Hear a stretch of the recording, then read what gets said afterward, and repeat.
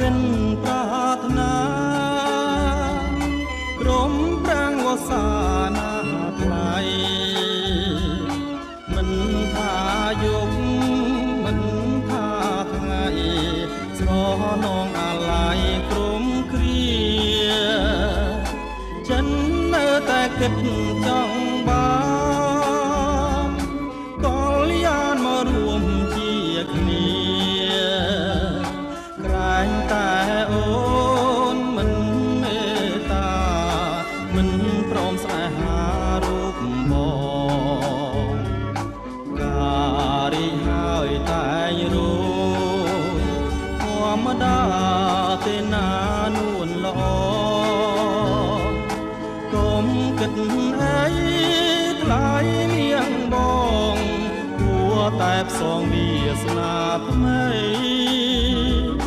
សូមអូននាងគិនឲ្យច្បាស់រហូតដល់គង់ខ្លាំងណាស្រីស្លឹងឈើចាស់គង់ខ្លាំងខ្ចីចិនស្រីគង់ខ្លាំងថ្មីបង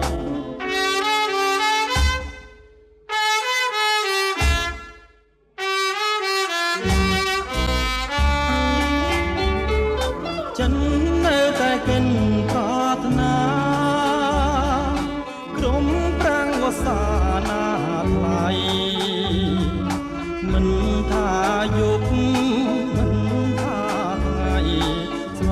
នងអាឡ័យក្រុមគ្រាចិននៅតែកិន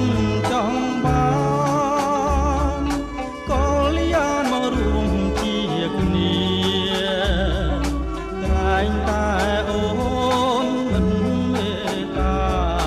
មិនព្រមស្នេហារូបបងការីហើយតែរូបធម្មតាពេលណានួនល្អកុំគិតអីថ្លៃមៀងបងគួរតែផ្សងវាសនាថ្មីសូមអូននាងគិនឲ្យច្បាស់រហូតដល់គង់ខ្លាំងណាស្រីស្លឹងឈើចាស់គង់ខ្លាំងខ្ចីចិត្តស្រីគង់ខ្លាំងថ្មីប